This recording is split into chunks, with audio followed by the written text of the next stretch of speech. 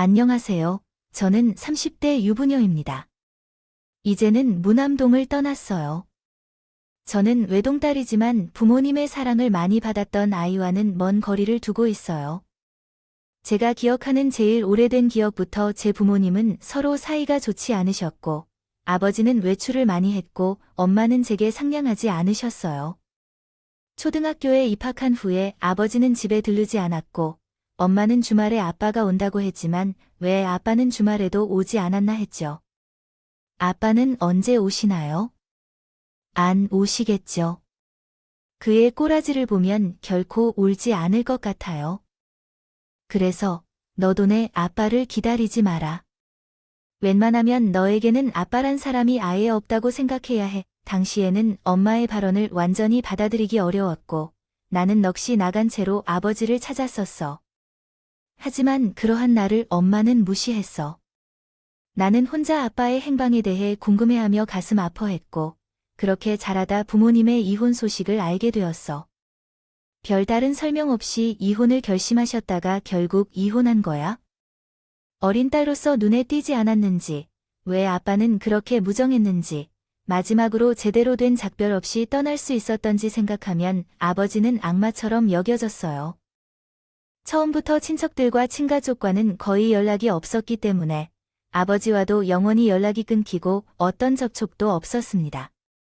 그 사람을 만나지 않아도 내가 인생을 이렇게 형편없게 살아갈 일이 없었을 텐데 어째서 이렇게 중마고우니까?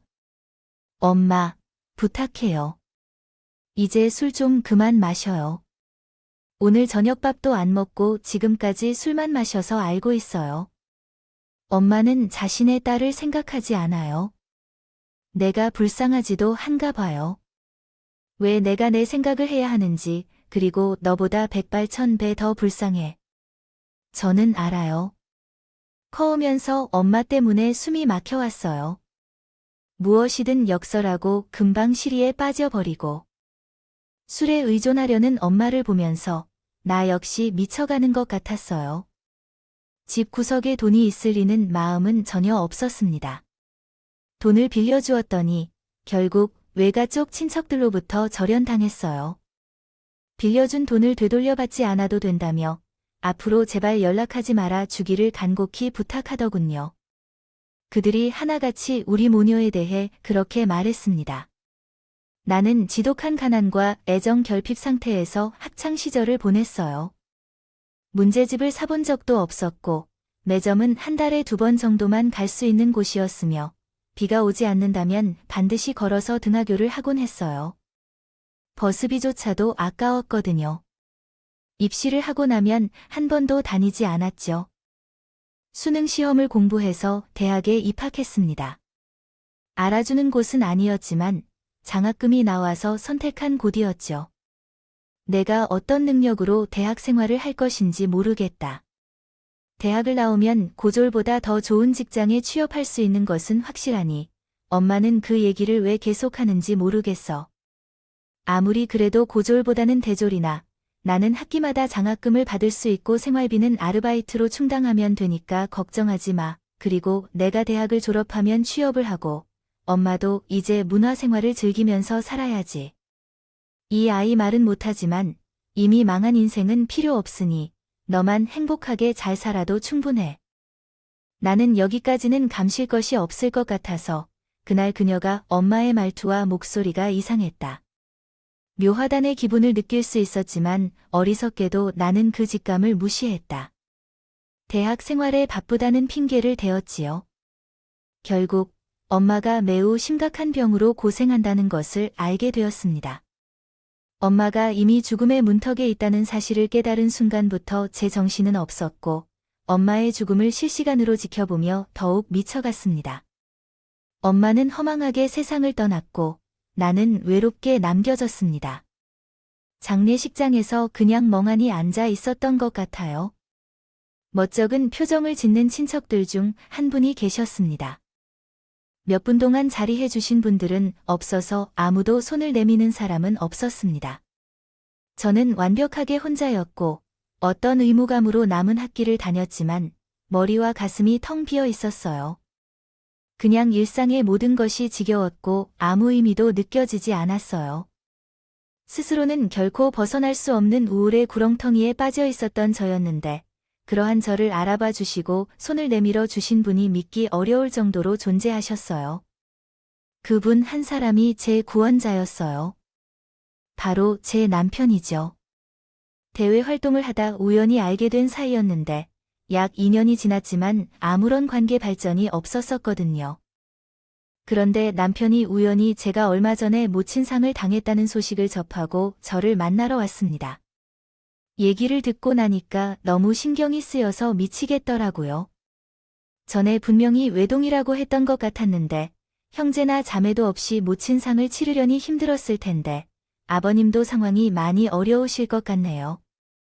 아니에요, 오빠. 사실 저는 아빠가 없거든요. 아주 어릴 적에 부모님께서 이혼하셔서 제가 편모 과정에서 자랐어요. 일부러 숨기려고 한 건 아니었지만 어쩌다 보니 주변에 아빠가 없었던 사실을 숨긴 채 살아왔네요. 죄송해요. 왜 나가 그렇게 죄송해해? 그런 말 하지 마. 오히려 내가 미안하다. 더 잘 챙겨주지 못해서. 저는 남편이 왜 그렇게 나를 신경 썼는지 후회했는데, 자기도 모르는 새에 저를 좋아하고 있던 것 같았어요. 만약 남편이 그때 성큼 다가와 주지 않았다면 분명히 제 학업이 제대로 마무리되지 못했을 겁니다. 남편 덕분에 제 성적은 개판이었지만 간신히 대학 졸업장을 따낼 수 있었죠. 그러다가 서로 연인으로 발전한 두 사람은 남편이 취직과 동시에 저에게 청혼을 하면서 관계가 발전했습니다. 과연 제가 결혼할 자격이 있는지, 전적으로 상대방에게 의지하며 결혼할 수 있는지에 대해 생각해 보게 되었어요. 의문이 스스로 들더니 사실은 제가 청혼을 거절한 적이 있었어요. 그러나 이런 적이 없는데도 좋아 죽겠다, 꼭 결혼하고 싶다는 남편의 강한 결심에 결국 제 마음도 흔들렸습니다. 저는 외로이 자라온 탓에 결혼해서 시댁 식구들이 생긴다면 좋겠다는 생각도 있었지만 이것은 제 압박이었어요. 그 이유는 여러 인터넷 사이트에 넘치는 시댁을 욕하는 글들을 보면서 직접 며느리가 되어보고 나서야 이해할 수 있었기 때문입니다. 먼저 남편에게는 여동생, 즉 제게는 신으로 존경하는 사람이 있었고, 시아버지께서는 지병을 앓으셔서 거의 댁에서만 지내시는 분이셨어요.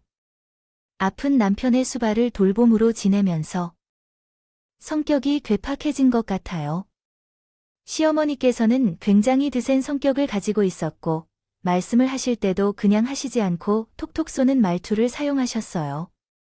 그녀는 거침없는 태도를 보여주었고, 별것 다 보는 사람이었어요. 그래서 천에 구하려다가 가진 것도 없는 꼬마란 거예요. 엄마께서는 그런 점들을 이미 미리 다 말씀드렸는데, 왜 이제야 그러시는 건지 이해가 안 돼요. 어디 좋은 직장을 얻은 것도 아니고, 물려받은 재산도 없는데, 탤런트나 특별한 능력도 없는데, 고양이가 부뚜막에 올라가는 꼴처럼 이상하시네요. 처음 인사를 하러 간 자리에서 시어머니는 제게 대고 툴툴거리셨고, 저는 이만 꾹 다물고 있었죠. 시어머니의 언행에 깜짝 놀란 남편이 적극적으로 나서지 않았다면, 저는 아마 첫 대면 자리에서부터 더한 폭격을 맞았을 거예요. 생각해보면, 저와 같이 부족한 조건의 여자를 며느리로 받아주는 것이 시댁 입장에서는 달갑지 않았을 텐데, 성정이 착한 남편만 보고 지레짐작으로 상상의 나래를 펼쳤던 제 자신이 민망하였고 부끄러웠습니다. 제가 환영받지 못하는 걸 몸소 느낄 수 있어서 어찌할 바를 몰랐어요. 시어머니께서는 저를 굉장히 마음에 안 들어 하셨지만, 남편은 저랑 결혼하겠다는 고집을 꺾지 않았으니까요. 제가 그 가운데서 어떤 자세를 취해야 하는지 고민하고 있을 때였습니다. 놀랍게도 아버지께서 끼어들어서 엄청난 발언을 하셨어요. 하루라도 빨리 결혼해서 일찍 애를 낳는다면야 좋지. 첫째, 당신 갑자기 무슨 소리를 하는 거예요? 그래서 우리 집안의 귀한 장남을 이런 식으로 결혼시키겠단 거냐고요. 안 된다는 거 뭐가 있어서 떠드는 소리를 계속 듣고 있기 귀 아파서 그냥 후딱 정리하고 결혼시켜버려. 시아버지의 흔쾌한 허락에 시어머니는 뒤로 넘어가려 하셨습니다. 몸이 편찮으신 분이라 그런지 하루빨리 손주 보기를 원하신 것 같았어요. 그 타이밍을 놓치지 않은 남편이 옳다고 생각되어서 급히 결혼을 진행했습니다. 남편과 결혼한 뒤 결혼식 과정에서 부모도 없고 돈도 없는 애라고 시어머니로부터 모진 구박을 받았습니다. 그러나 그 순간만 견딜 수 있다면 괜찮을 것 같아서 참았습니다. 앞으로는 착하고 차분한 며느리로서 시댁 식구들의 인정을 받을 수 있을 것이라고 기대하고 있습니다. 아마도 제가 어릴 때부터 가정의 사랑에 대한 갈증이 있었던 것 같아요.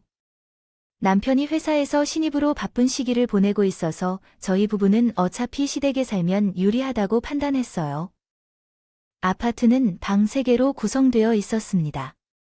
작은 TV가 있는 안방에서는 시아버지께서 거의 하루 종일 치과에 계시고고 저희 부부는 남편이 자취하기 전에 사용했던 안방과 가장 먼 베란다가 딸린 방을 사용하기로 결정했습니다. 나머지 방에는 우리의 일부 짐을 가져다 놓았고 자도하는 시누이가 주말 같은 때에 오면 잠만 잘 수 있도록 해놓았습니다. 시아버지께서는 활동을 거의 하지 않으셔서 그에 대한 언급은 생략하겠습니다. 시어머니와만 잘 지내면 앞으로 제 결혼 생활에 문제가 없을 것 같았습니다. 바쁜 남편 대신에 제가 알아서 잘 체포하여 계획하였습니다. 그러나 앞서 말했듯이 이것은 내 우려였습니다. 결혼 후 가장 많은 어려움들이 발생할 것입니다. 나눴던 대화의 패턴은 이러했습니다. 어머니, 이번에는 뭐가 또 그렇게 마음에 안 드시는 건지 뭐라고요? 너는 나를 아주 불만 가득한 사람으로 만들고 싶은 모양이구나. 네, 아니요, 죄송해요. 그냥 말을 하다 보니까 그렇게 나왔어요. 네, 존재 자체가 마음에 안 들어서 그게 문제야. 고아인 것도 내가 다 창피해 주겠는데 돈까지 없는 가난뱅이인 건 너 스스로도 문제라고 생각 안 하니? 내 아들 등골 빼먹으면서 너는 미안하지도 않아. 양심의 가책이라는 걸 느끼기는 하니? 생각할수록 분통이 터져. 내가 취업한다는 건 어떻게 됐어? 다음 주에 면접 보러 다닐 것 같아요. 합격하면 바로 직장 다닐게요. 그러며 바로 다녀야지. 합격하고도 바로 안 다니려고 했니? 이런 영양가 하나 없고 분노와 멸시만 가득한 대화가 시어머니와 하는 소통의 전부였습니다. 제가 집안에 들어오기 전에는 도대체 어떻게 사셨는가 하는 게 궁금해질 만큼 모든 집안일은 저에게 전과가 되었죠. 저는 요리의 젬병이었는데 시어머니께서 무섭게 닥달을 하시니까 겁이 나서 무작정 음식을 했어요. 시어머니 몰래 블로그나 유튜브에서 요리법을 얼른 찾아볼 때면 긴장으로 손이 덜덜 떨려왔죠. 쥐뿔 하나 없이 몸만 딸랑 시집어서 이 집에 들어왔으면 응당 이 집을 귀하게 여기고 내가 직접 가꿔야 하는 거 아니겠어? 안 그래네. 생각도 그렇지. 어머니, 이거 마저 닦고 화장실도 빨리 청소할게요. 알았어. 내가 전에 보니까 세면대 뒷부분 제대로 안 닦았더라고. 오늘은 더 깔끔하게 닦아야겠어. 시댁의 36평짜리 아파트 그거를 너무 자랑스럽게 말해서 나를 괴롭히는 수단으로 썼다는 건 믿기지 않아. 아파트라면 나는 13평 주공 아파트뿐이었거든. 그 사실을 아시는 시어머니가 날 크게 비웃으면서 풍족한 시댁을 못 얻었으면 이런 집에 살 수조차 없고 죽었을지도 모른다고 했어. 그러다가 어느 날 갑자기 눈이 흐릿해져서 쓰러지기도 했어. 보통 빈혈도 없었는데 왜 그랬을까요? 어지러웠을지도 모르겠다는 생각을 하던 중 갑자기 한 가지 가능성이 떠올랐습니다. 그래서 검사를 해보니 임신이었습니다. 더구나 그것은 결혼식을 올리기 전에 임신이 되었던 것으로 나타났습니다. 저는 스트레스를 받으면 생리를 건너뛴 적도 있었고 배가 나오지 않아서 임신인지를 알지 못한 적도 있었어요. 결국 알게 되니 뱃속에 있는 아이에게도 미안한 마음이 들었고 매일 같이 야근을 하며 피곤에 시달리는 남편이 임신 소식에 기뻐하는 모습을 보면서 제 기분은 참 어렵했습니다. 시아버지께서는 이 소식을 정말 좋아해 주셨어요. 어차피 죽기 전에 손주를 한번 봐주겠다고 농담하시면서 매우 좋아하셨는데 시어머니는 상당히 불편해하셨어요. 그런데 시누이로서 그렇게 자주 통화하시더니 임신 핑계로 취업을 미룬다는 말을 듣고 꼴이 참 보기 싫어서 아주 얄미워하셨어요. 오빠가 좀 잘난 사람이라 응 우리 집안 대들보인데 어찌 그런 것 하나 없는 애가 홀랑 낚아채는 것 같냐는데 부모가 없거나 재산이 없거나 둘 중 하나만 되면 되는데 저건 너무한 거 아닌가요? 시누이랑 통화하는 소리에 대해 이야기하려고 작은 방에 들어가서 문을 닫고 말씀했다고요. 하셔도 다 들렸습니다. 목소리를 그렇게 크게 하시는데 안 들릴 리가 없었어요. 진짜 서러워서 눈물이 줄줄 흐르더라고요. 남편한테 멋모르고 한번 하소연을 했다가 남편이랑 시어머니랑 싸웠던 이후로는 제가 더욱 시댁에서 가시방석이 되었기 때문에 그때 말고는 남편에게 저희 힘든 것을 말하지 않았습니다. 시어머니 말 맞다나 남편은 사회생활 하느라 힘든 몸이고 저는 지풀 하나 하는 것도 없는 주제에 힘들다, 어쩐다, 이렇게 투정 부리면 안 될 것 같았거든요. 마음고생을 해서 그런지 저는 임신 사실을 알고 나서부터 몸 상태가 안 좋았어요. 체력이 바닥을 쳤어요. 시어머니는 저를 무척 싫어하셨죠. 제 진짜 웃긴 애네. 밖에 나가서 동네 한 바퀴씩 뛰었는데 그래도 체력이 회복 안 되고 버티나 저게 다 의지박약에다가 게을러 터져서 저런 거지 혼잣말로 툴툴거리십니다. 그러시는 것이 분명했으니까요. 와, 이대로는 정말 못 살겠다 싶었던 타이밍에 제게 연락을 한 사람이 있었어요. 모르는 번호였는데 무심코 받아봤다가 기절할 듯이 놀랐습니다. 잘 지내고 있었냐? 아따. 내 소식이 궁금해서 어떻게든 연락처를 알아냈어. 이제 와서 저에게 연락하려고 했다고 하세요. 그동안 연락 한 번 없었는데 엄마가 떠나신 사실을 알게 되었을 때 이미 당신의 연락처를 받아 알고 있었지만 망설이다 시간을 낭비했어요. 이제는 그런 일을 더 이어가고 싶지 않아요. 저를 이해해 달라거나 용서해 달라는 말도 안 하고요. 다만 한 번 만나주면 안 될까요? 너무 갑작스러웠는데 아버지의 얼굴은 기억 속에서 너무 흐릿해서 사진으로 만나본 적만 있었지만 그래도 떨리는 음성을 듣는 순간 제 안에서 뜨거운 감정이 솟구쳤어요. 바로 대답하지 못한 것은 먼저 세상을 떠난 엄마 생각이 떠올라서였죠. 아버지만 아니었다면 엄마가 겪었을 힘든 일들을 하다가 병을 얻어 돌아가시지 않을 것 같다는 생각이 자꾸 나를 괴롭혀 했습니다.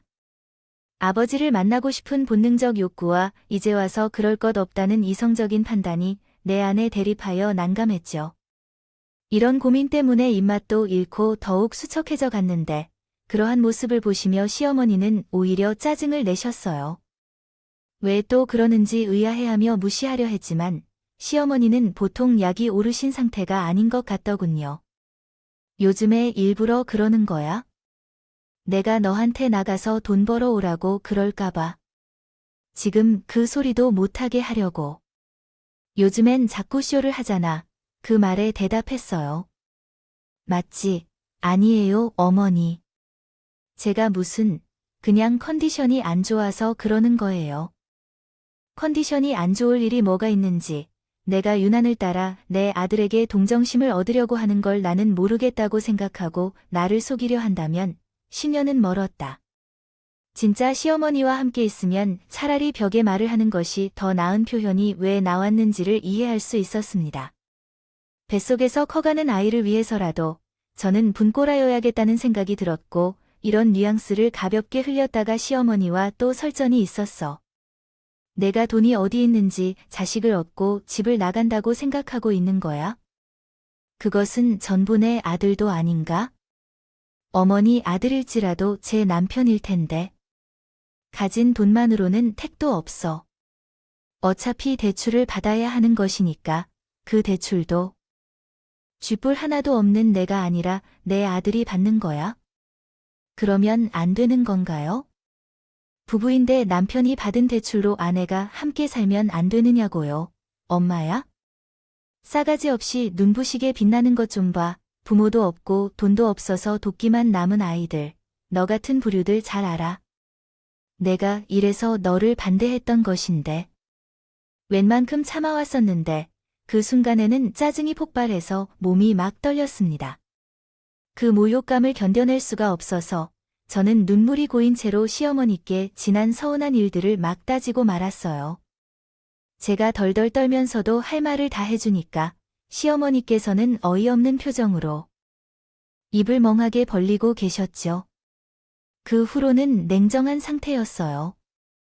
어른인데 너무 막말을 하고 망치는 것은 아닌가 싶어서 솔직히 후회도 좀 했습니다. 그냥 참아야 했을까 싶었죠. 하지만 그것 또한 제 오류였던 것 같아요. 시어머니는 그걸로 큰 충격을 받으실 분이 아니었거든요. 금요일에 시골집으로 김장하러 갈 거니까 그게 그런 줄 알아라. 저도 같이 가는 건가요? 내가 같이 안 가면 지금 이 얘기를 왜 너한테 하겠니? 아이고, 내가 진짜 너 때문에 답답해서 환장하고 돌아버리겠다. 언제까지 이렇게 맹세를 사려고 해야 하나요?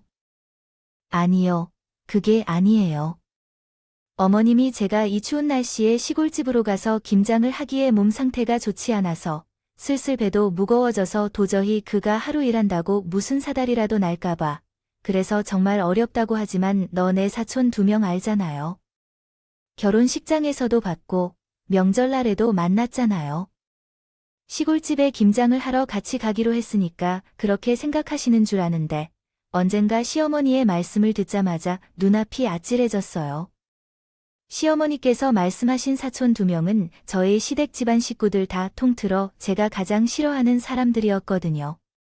한 분은 제가 한 번도 취직 능력이 탁월하다며 제 배경을 비난했고 다른 분은 비슷한 일을 했어요. 하나도 없는데 시집에 가서 편안하게 살아야 한다는 식으로 비꼬시던 분이 있었고 다른 한 분은 제가 빵을 좋아한다는 말에 옛날에 태어났으면 장발장이 됐을 것 같다 며 황당한 발언을 하셨습니다. 제가 무엇도 없는 사람인데 빵을 좋아하니까 빵을 훔치는 장발장과 관련시켜 이야기하셨던 것이죠. 그런 분들과 함께 차를 타고 1시간이 넘는 거리에 있는 시골집에 김장을 담을 생각을 했더니 정말로 등줄기에 식은땀이 흘렀습니다. 공부해야 할 금요일을 앞두고 있을 때 저는 다시 연락을 받게 되었습니다. 됐어요. 번호 차단을 해놓기로 결심했다가 차마 그러진 못했었던 아버지였어요. 고민하다가 전화를 받은 저는 언짢은 마음에 화를 내뱉었죠. 궁금해서 전화해봤어요. 그래, 잘 지내냐? 별일은 없고. 제가 잘 안 지내면 어쩌려고요? 별일 있으면 어떻게 하겠어요? 날카롭게 받아쳐서 말았지만 잠시 침묵을 지키신 아버지가 이윽고 꺼낸 한마디에 저는 무너져 내렸어요. 그럼 내가 도와줘야지. 어떤 어려움이든 내가 해결해줘야지. 그 도와준다는 말을 듣자마자 저는 완전히 좌절하여 울음을 터뜨렸어요. 아파트 단지를 올라가는 중이었던 거예요. 자리에 주저앉아 지나가던 이웃 주민들이 무슨 말이든 하더라도 숨을 쉴 틈 없이 울었습니다. 아버지께서는 그냥 제가 울 때까지, 울음이 멎을 때까지 저를 기다려 주셨어요. 그것만으로도 큰 도움이 되었고 그 후로 제가 안심하고 다운 다음에 아버지께 부탁을 했지요. 제게 있어서 그것은 큰 용기를 필요로 했던 행위였어요. 김장날 아침, 방문한 시어머니의 사촌 2분과 함께 시댁으로 가게 된 것은 기대치 못한 일이었어요. 차 한 대로 함께 가는 것이었으나 2분은 제를 보자마자 시어머니와 함께 있어 자존심을 찔러대는 말을 하셨습니다. 가정 환경에서는 팀장분이 우리에게 김장이 무엇인지 제대로 알려주지 않았습니다. 돈이 많은 집들은 김장김치를 사 먹기도 하지만 우리 집은 그런 경우도 아니었기 때문에 올해는 직접 만들어 볼까요? 집안이 화려하게 꾸며져 있던 시어머니와 시어버니께서 호사를 즐기시든 말든 저는 평온한 미소로 대접해 드렸습니다.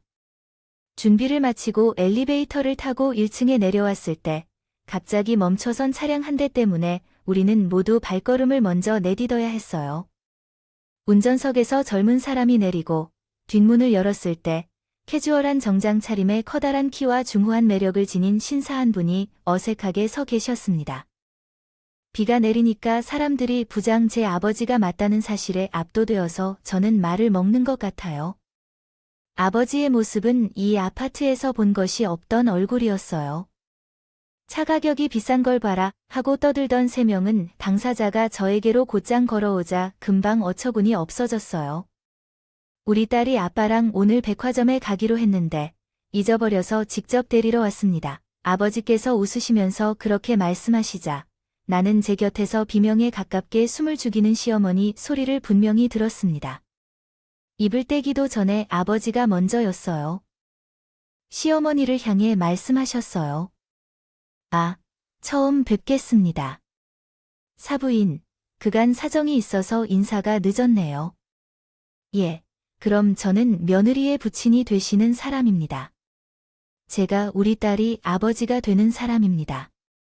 워낙 딸이 어릴 적에 이혼을 했던지라 소식이 끊겼다가 얼마 전에 연락을 하게 되었고요. 제가 형편이 좀 넉넉한지라 딸에게 도움을 주고 싶었는데 워낙 딸이 자립심이 강해서 거절했습니다. 아버지가 능청스럽게 이야기하시는 사이 시어머니는 물론이고 그 사촌분들의 안색이 어느새 창백해져 있었습니다. 그런데 임신했다는 얘기를 듣고 나니 도저히 가만히 있을 수가 없어야 할 텐데요. 오늘 시간이 나서 딸을 데리고 백화점 한 바퀴 돌까 하는데 같이 가셔도 괜찮으시겠죠? 아, 우리가 원래는 며느리와 함께 김장을 하러 가는 길이었기는 한데 김장이요. 상당히 아기자기하게 사시는 것 같아서 보기 좋습니다. 돈으로 충당할 수 없는 단란한 맛도 좋죠. 그런데 우리 딸은 빼주세요. 임신한 며느리에 대한 배려가 넘치는 분이라면 응당 그러실 줄로 믿습니다. 안 그렇습니까, 사부인? 부드러운 말씨로 하고 있지만 아빠는 압도적인 카리스마를 뿜어냈고 시어머니는 아무 말도 못하셨어요. 아버지가 손으로 내 어깨를 감싸며 벤츠 차 앞으로 에스코트 해주셨고 뒤통수에 꽂히는 열렬한 시선들이 느껴졌어요.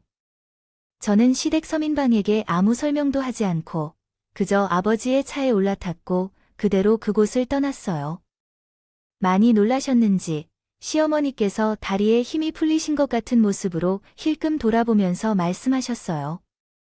아빠가 데려다 주신 곳은 고급 브런치 식당이었고 거기서 마주한 자리에서 식사를 하며 이것저것 대화를 나눴습니다. 아버지는 엄마와 극명한 성격 차이를 가졌는데요. 그의 결혼 생활은 지독한 염증을 겪게 되어 어릴 적에 저를 챙기지 않은 채 떠나셨던 분이었습니다. 새로운 삶을 살고 싶다는 열망을 강하게 느끼며 노력한 끝에 부와 명예를 동시에 얻은 주인공이었고 거의 준 재벌급이라고 할 수 있는 집안의 여자와 재혼하셨으며 그 사이에 한 명의 자녀도 있었다고 합니다. 놀랍게도 그 집에서 저를 챙기고 싶다는 말씀을 하셨다고 합니다. 그래서 아버지가 어떤 긍정적인 지원을 해주더라도 모두 동의할 것이라 밝힌 적도 있어서 들으면서 믿을 수가 없어 눈물이 흐릅니다. 그분이 힘들고 외로운 삶을 살아왔다는 것을 알게 된다면 나도 너에게 해주지 못했던 것들을 이제라도 함께 하고 싶었습니다. 해줘야겠다는 생각만 드는구나. 앞으로는 내가 원 없이 누리면서 살았으면 한다. 아버지가 눈물을 훔치시며 말씀하셨을 때 제 안에 남아있던 응어리들이 녹아내렸습니다. 부녀가 감격적인 하루를 보냈을 때 시어머니께서는 그 놀란 마음을 추스르기가 쉽지 않으셨는지 김장을 망치셨어요. 그래서 시아버지께 된통 혼이 나셨죠. 다른 건 몰라도 김치에는 엄격하신 분이 시아버지이셨거든요. 제 부친의 비밀이 궁금하셨는지 시어머니는 제 앞에서 누나를 굴리시며 살살 눈치를 보셨는데 저는 그 모습을 보며 웃음이 났습니다. 사람이라는 게 참 신기하고 간사하더라고요. 저에게는 이제 친구도 있고 돈도 있다는 생각이 들었을 때 이상하게 어떠한 것도 두렵지 않았고 두려움도 없었습니다. 난 자세한 사정을 남편에게 고백했고 즉시 이혼을 결정했으며 대출 따위는 필요하지 않았어요. 아버지가 집을 구해주시기 때문이죠.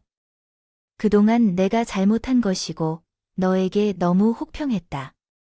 아니, 그건 다 진심이 아니었어. 너를 위해 잘 지내주길 바랐어. 며느리의 일을 빨리 배우기를 원해서 마음에 없는 말들을 했었어. 어머니는 지금 와서 어떠한 변명을 하셔도 이제는 무효야. 내 귀도 닫혔고 마음도 더 빨리 닫혔기 때문이야. 앞으로 어머니는 어머니만의 삶을 사시면 돼요. 난 거기에 관여하지 않을 거예요. 것이 유일한 영향이 없다는 거예요. 저는 해맑게 웃으며 말씀을 드렸는데 듣던 시어머니는 넘어가셨어요. 남편이 시어머니를 앞으로 평생 안 보겠다고 선언한 후였거든요. 가장 중요하게 여기는 그렇게 울부짖는 내 아들을 잃은 시어머니께서는 저에게 온갖 사죄 퍼포먼스를 펼치셨지만 이미 늦었어요. 저에게 걸핏하면 가족 없는 고아라고 하셨으니 저도 공평하게 시어머니의 가장 소중한 가족을 빼앗는 것이 옳다고 생각했어요. 시누이는 저에게 친부가 있었으며 심지어 부잣집이라는 것을 알게 되자 오만 알랑방귀를 다 끼어대기 시작했지만 아직까지요. 별다른 상담은 받지 않고 있습니다. 남편과 이혼한 후로는 그냥 마음이 정말 평온하고 행복해요. 원래 든든한 가족이 있다는 것이 이렇게 마음이 편안한 이유일까요? 애초부터 이런 삶을 살아온 분들이 있으면 정말 부러울 정도예요. 제게는 처음부터 누리지 못했지만 지금부터 느끼고 있으니 만족합니다. 제 이야기를 들어주셔서 감사합니다. 여러분이라면 주변의 일상에도 밝은 빛이 되어주는 따뜻한 인연들이 있기를 바랍니다. 여러분, 사연 댓글에 응원과 현명한 조언 부탁드립니다. 좋아요와 구독은 제게 큰 힘이 됩니다. 오늘도 좋은 일 가득하길 바래요.